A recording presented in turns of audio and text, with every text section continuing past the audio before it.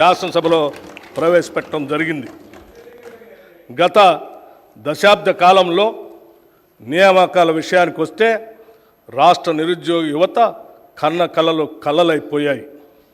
కొత్త ఉద్యోగాలు సృష్టించమనే మాట ఉంచితే ఉన్న ఉద్యోగాల నియామక ప్రక్రియల్లో గత ప్రభుత్వం చూపించిన అలసత్వం, నిర్లక్ష్యం కారణంగా నిరుద్యోగ యువత ఆశలు అడుగంటిపోయాయి.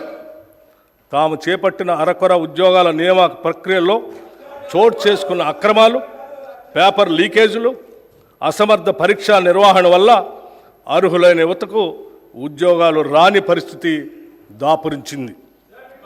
ప్రభుత్వ మరియు ప్రభుత్వ రంగ సంస్థల్లో కొత్త ఉద్యోగాలు సృష్టించడానికి, ఉద్యోగ నియామక ప్రక్రియలో పారదర్శకంగా పనిచేయటానికి తగిన చర్యలు మా ప్రభుత్వం తీసుకుంటుంది. తెలంగాణ పబ్లిక్ సర్వీస్ కమిషన్ సంస్థను సమూలంగా ప్రక్షాళన చేసి వారికి కావలసిన నిధులను మరియు మౌలిక వసతులను సమకూర్చాం. పోలీసు, వైద్య మరియు ఇతర రంగాల్లో ఇప్పటికే 31,768 ఉద్యోగ నియామక పత్రాలని అందజేశాం.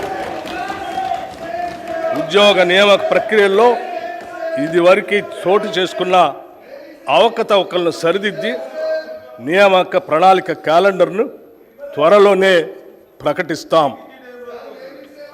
గత ప్రభుత్వ వైఫల్యాలను గమనించిన రాష్ట్ర ప్రజలు మార్పును కోరి ఇందిరమ్మ రాజ్యం కోసం కాంగ్రెస్ పార్టీకి అధికారం ఇచ్చారు.